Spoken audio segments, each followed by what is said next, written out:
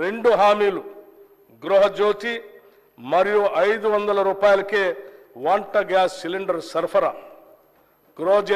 గృహజ్యోతి పథకం ద్వారా అర్హులైన వినియోగదారులందరికీ నెలకి 200 యూనిట్లు ఉచిత విద్యుత్తును అందించడానికి మరియు అర్హులైన వినియోగదారులకి 500 రూపాయలకే వంట గ్యాస్ సిలిండర్లు సరఫరా చేసే పథకాలకి మరో ముందడుగు వేశాం.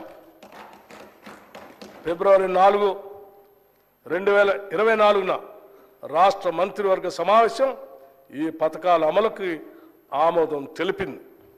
త్వరలోనే తగిన విధి విధానాలు రూపకల్పన చేసి వాటి ఫలాలను ప్రజలకు అందించడం జరుగుతుంది. మహాలక్ష్మి, రైతు భరోసా, ఇందిరమ్మ ఇళ్ళు, చేయూత, యువ వికాసం హామీల అమలుకు మా ప్రభుత్వం చిత్తశుద్ధితో ఉంది. వాటిని వీలైనంత త్వరలో అమలు చేసే సంకల్పంతో ఉన్నాం. ఈ బడ్జెట్లో ఈ పథకాల అమలుకి 53,196 కోట్ల రూపాయలు ప్రతిపాదించడం జరిగింది. ఈ కేటాయింపు ఒక ప్రాథమిక అంచనా ప్రకారం మాత్రమే చేయటం జరిగింది. హామీలకు సంబంధించిన విధి విధానాలను రూపొందించే పని ఇంకా కొనసాగుతున్నందున అది పూర్తయిన వెంటనే అమలుకు అవసరమైన పూర్తి నిధులు కేటాయిస్తాం. ఎన్నికల ప్రణాళికలో చెప్పిన ప్రతి హామీని నెరవేర్చేందుకు కృతనిశ్చయంతో ఉన్నాం. రైతుల కోసం ప్రకటించిన వరంగల్ డిక్లరేషన్, హైదరాబాద్లో ప్రకటించిన యువ డిక్లరేషన్, చేవెళ్లలో ప్రకటించిన ఎస్సీ ఎస్టీ డిక్లరేషన్, కామారెడ్డిలో ప్రకటించిన బీసీ మైనారిటీ డిక్లరేషన్ అన్నింటినీ ఖచ్చితంగా అమలు చేస్తాం. రాష్ట్రం పారిశ్రామికంగా అభివృద్ధి చెందటం వలన ఎన్నో సమస్యల పరిష్కారం అవుతాయి. లక్షలాది మందికి ఉపాధి అవకాశాలు దొరుకుతాయి. ఉత్పాదకత పెరుగుతుంది. అందుకే తెలంగాణ రాష్ట్రం సత్వర పారిశ్రామిక ప్రగతి సాధించేందుకు అన్ని చర్యలు ప్రారంభించాం. ఈ దిశగానే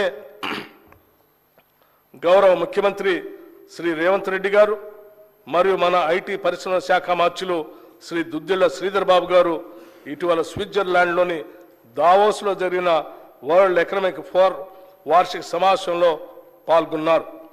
మన రాష్ట్రానికి భారీగా పెట్టుబడులు తెచ్చే లక్ష్యంతో పలు పారిశ్రామికవేత్తలతో వరుస సమావేశాలు నిర్వహించారు.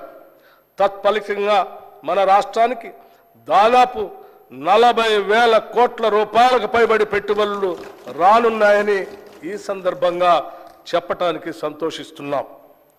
తెలంగాణ ప్రభుత్వం అనుసరించబోయే విధానాలను ప్రఖ్యాత పారిశ్రామికవేత్తలు ప్రశంసించిన విషయాన్ని కూడా ఈ సందర్భంగా మీకు తెలియజేస్తున్నాం. తెలంగాణలో పెట్టుబడులు పెట్టేందుకు అత్యంత సానుకూలత వ్యక్తం కావటం మా పాలనపై ఉన్న నమ్మకానికి నిదర్శనం. ఈ పెట్టుబడుల ద్వారా మన రాష్ట్ర స్థూల ఉత్పత్తి పెరిగి ప్రజలకు సంపద పెరుగుతుంది అనటంలో ఎటువంటి సందేహం లేదు.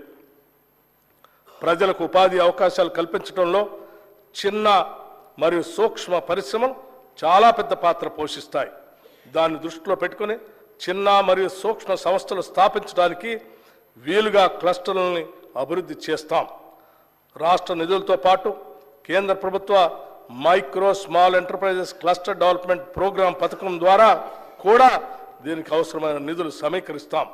రాష్ట్ర నిధులతో పాటు పిఎం మిత్ర నిధుల్ని వినియోగించుకొని కాకతీయ మెగా టెక్స్టైల్ పార్క్ని మరింతగా అభివృద్ధి పరుస్తాం. ప్రభుత్వం తరఫున 2 లెదర్ పార్కులను కూడా ఏర్పాటు చేయబోతున్నాం.